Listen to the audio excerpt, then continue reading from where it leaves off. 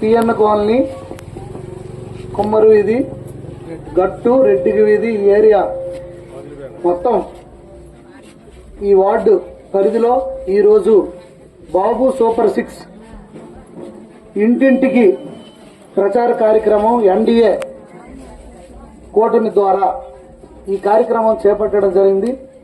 ఈ కార్యక్రమానికి ఇక్కడ ఆర్గనైజింగ్ చేసి బాధ్యత వహించినటువంటి ఈ ఏరియా బీజేపీ సీనియర్ నాయకులు, అలాగే నియోజకవర్గం కన్వీనర్ పైడి వేణుగోపాలరావు గారు, అలాగే ఇంకో సీనియర్ నాయకులు బీజేపీలో మొన్నే చేరారు.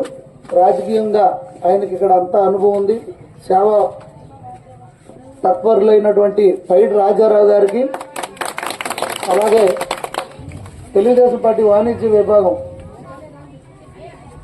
ప్రధాన కార్యదర్శి కోరాడు హరిగోపాల్ గారికి, అలాగే ఇక్కడ కేబుల్ ఆపరేటింగ్ అంతా చూస్తుంటారు శ్రీనివాస్ గారికి,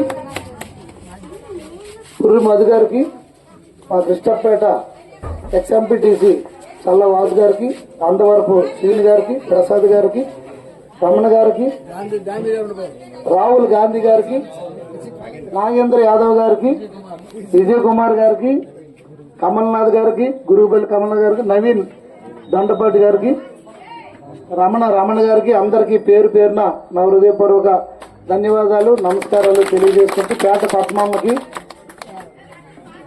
బీను గారికి, అందరికి కూడా నా పేరు పేరున హృదయపూర్వక ధన్యవాదాలు. అలాగే ఇక్కడ కుమ్మరి వీధి, రెడ్డి వీధి వాసులందరికీ కూడా, గట్టు వాసులందరికీ కూడా నా హృదయపూర్వక ధన్యవాదాలు. నేను నరేంద్ర మోడీ గారు, పవన్ కళ్యాణ్ గారు, చంద్రబాబు నాయుడు గారు ప్రతిపాదించిన అభ్యర్థిని కూటమి తరఫున, ఇక్కడ తెలుగుదేశం తరఫున సైకిల్ గుర్తుపై ఎమ్మెల్యేగా నేను పోటీ చేస్తున్నాను.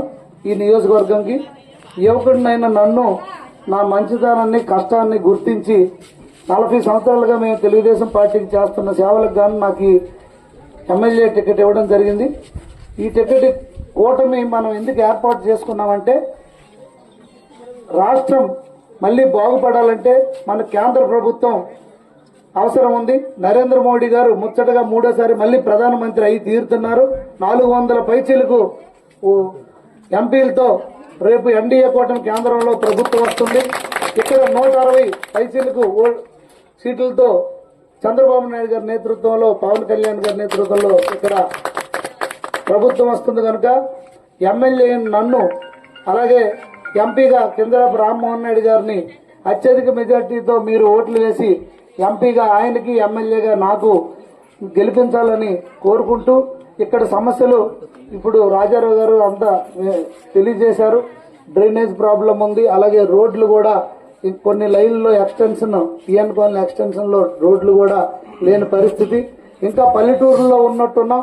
మనది కార్పొరేషన్ అయ్యి 10 సంవత్సరాలు అయిపోయింది. ఇంకా మనం ఎక్కడున్నామో మనకు తెలియట్లేదు. కార్పొరేషన్ ఎలక్షన్లు లేవు, ఒక కార్పొరేటర్స్ లేరు, కౌన్సిలర్స్ లేరు, ఎవరికి చెప్పుకోవాలో మన బాధ అర్థం కాని పరిస్థితి. ఏ సమస్య